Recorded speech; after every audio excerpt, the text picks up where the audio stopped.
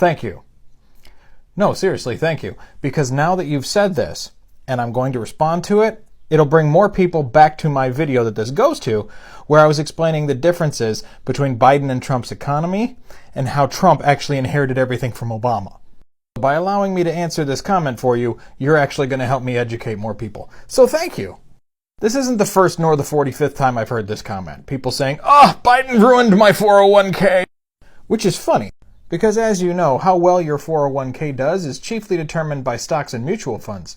So let's see how well the stock market did. First off, after Biden was inaugurated, confidence was so high that the stock market closed with record highs. And although the market fluctuates daily, sometimes drastically, on January 20th, 2021, the Dow closed at 30,937. As of the middle of May of this year, just a month ago, it closed at 33,531. And I just checked it today, it's actually a little bit higher at 33,900. I'll use a cute little site for you to give you the difference. That means that on average, since Biden has taken office, the Dow Jones has gone up 10%. That's including how many problems we had when inflation was sky high. So sure, during the peak of inflation, I'm sure your 401k took a hit, but as of right now, should be at a net positive since Biden took office. Otherwise, you may want to talk to your employer about that one and figure out what kind of crap they're getting you into. So your 401k out of the way, I'm not exactly sure what you meant by everything got bad. If you're talking about inflation, the video this is on in the first place already explained to you that according to the Fed themselves, inflation follows a 2-year rule of thumb.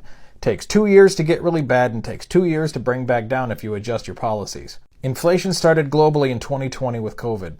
It hit the peak, the absolute peak, at 9% in the summer of 2022, 2 years later. It's now been cut in half to that, where it's almost at 4%. And they're on track to hit 2%, which is where they want to be next year. 2 years in, 2 years out. So if you're one of those people coming to my page thinking that Biden took office and immediately a week later he destroyed everything financially without making any policies and still being under all the laws from Trump, you're fucking dreaming.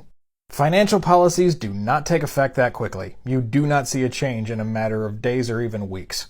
Inflation is a slow creeping process.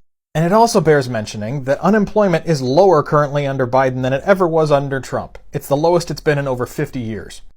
So what exactly do you mean by everything got bad? Unless you were talking about how inflation fucked with things for a while, sure, can't blame that on Biden. Maybe you should talk to Trump and his $4 trillion tax cut to billionaires. He's affected the national debt much more than Biden has up to this point. So maybe do some reading up on this instead of just going by feelings.